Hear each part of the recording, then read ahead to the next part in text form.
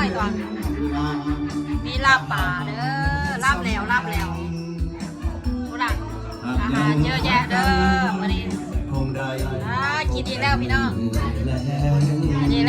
ล้วผู้หลักพบกันมือแรกเนาะแซ่บบ่อาหารแซ่บไหมบ่กินทุกมื้อเนาะเฮาเนาะผู้หลักอาหารนะลายต้องเข้าใจดูนี่มาเจอเราได้นี่มากับมาเจอเราได้นี่โอ้เป็นแต่แซ่บเนาะมีหลายเอาแท้เอาว่าจักราวเราบ่นี่มีไผ่แดงชิจกสลากเนาะนั่งจะพาไปชิจกสลาก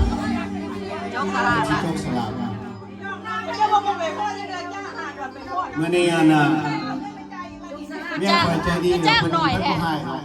ร้องเพลงนั่งร้องนี่ก็ป้อนปีขอบใจได้หลายให้คิดไปเนาะ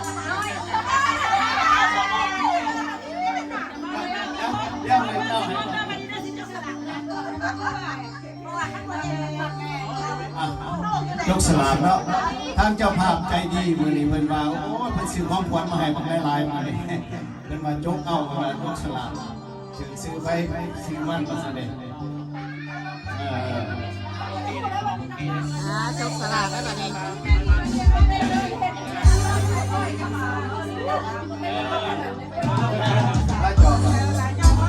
โอ้ขอใจได้หลายเด้อน้อยๆเจ้าภาพมาทานไส้เนาะ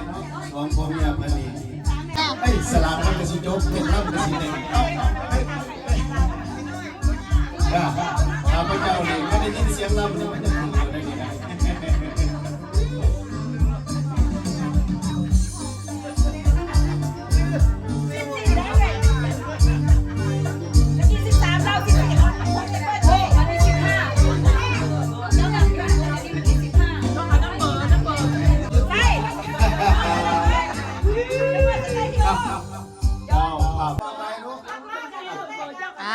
โจ๊กดังเองเอามาโยนก็ได้ก่อนได้ว่าอะไรเร็วไม่ขนาดเลยแอบไปตบจุ๊บแล้วหัวจุ๊บไปวันนี้เมียผมมีผัววันเดียวได้เอาละบ่พอสุดท้ายมูให้ก็จะโจกรถให้เมียโจ๊กมาในน่ะเปลี่ยนใจให้เมียโจ๊กแล้วถ่าโจ๊กเมียโจ๊กตลอดแล้วถ่าโจ๊กเมียจกเอาเรื่องจกเอาสลากเข้าไปในวันเนาะมีทองหนึ่งหันนั้นมีเงินก็สิแมนน่ะจะพันเล็งไปก่อนทองอย่างนี้เนี่ย2,000เลยนะก็4,000เอา4,000ผมนี่มีเงิน4,000มาธรรมดาพยายามแล้วก็ให้มันเกิดได้ดีแล้วเอาสุดท้ายแล้วโอ้สุดท้ายแล้วสุดท้ายแล้วเอาไผ่สิเปิดน้อยประกาศก่อน610ซอยเลือกแดง610ซอก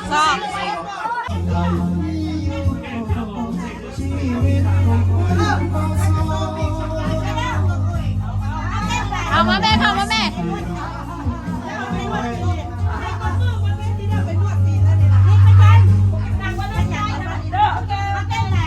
โอเค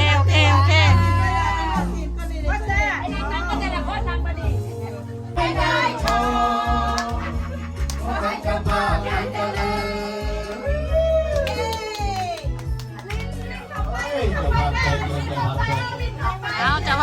าพเต้นเข้าไป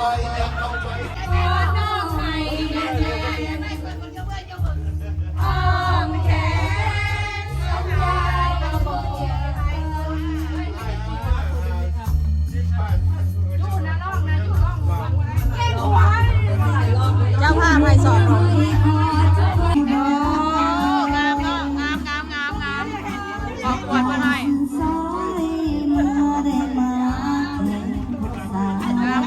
งาม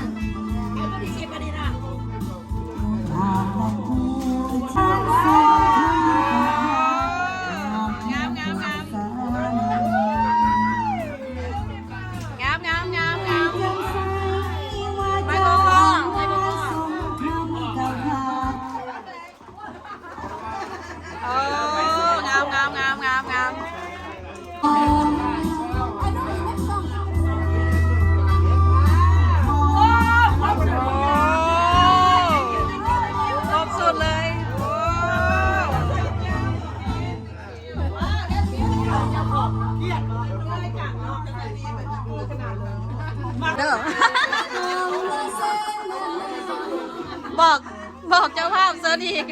ไม่ได้ที่คนเฮ็ดแต่ว่าคนเจ้าดีก็ออกมาค่ะดอกไม้ที่ใกล้ที่คนเฮ็ดแต่ว่ามันยังบ่อยาก คาฟอนมันบอกดอนคาฟอน แต่ว่ายังบ่อยากกับเงินแต่คนละวงไปเลย แม่น เข้าใจกันแล้ว ได้ทั้งเงินได้ทั้งมุกได้ทั้งกระเป๋าได้ทั้งเสื้อ